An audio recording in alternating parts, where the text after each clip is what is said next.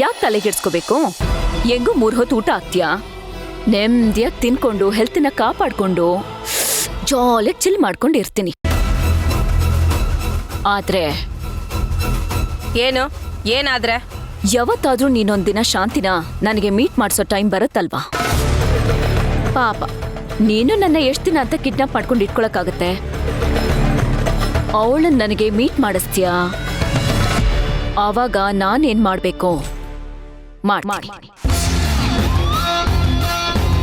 ಇಲ್ಲಿ ಇದನ್ ಮೂವ್ ಮಾಡೋ ದಡ್ಡ.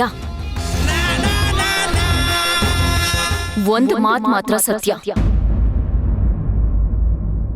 ನನ್ನ ದೇಹದಲ್ಲಿ ಕೊನೆ ಉಸಿರಿರೋವರೆಗೂ ಆ ಶಾಂತಿ ವಿರುದ್ಧ ಹೋರಾಡ್ತಾನೆ ಇರ್ತೀನಿ.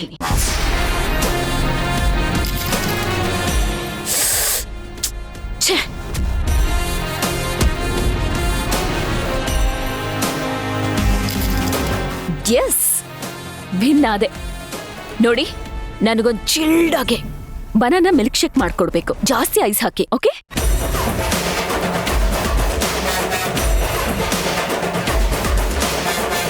ಏಯ್ ಮರಿಬೇಡಿ, ನಾನ್ ಕೇಳಿದ್ ಕೊಡ್ಸ್ಬೇಕು ಆಮೇಲೆ, ಆಯ್ತಾ? ಆಯ್ತಕ್ಕ.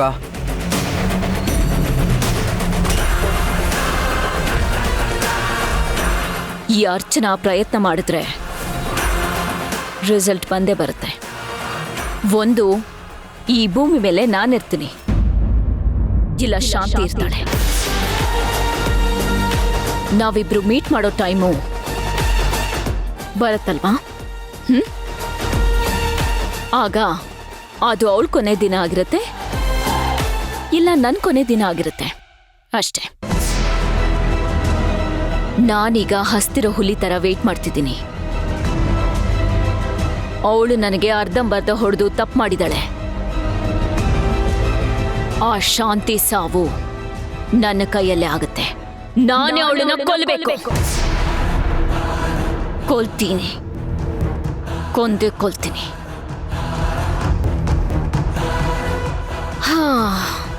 ಪೊನ್ನಪ್ಪ ನೋಡು, ನನ್ನ ಹತ್ರ ಇರೋ ಡ್ರೆಸ್ ಎಲ್ಲ ಹಳೇದಾಗ್ಬಿಟ್ಟಿದೆ.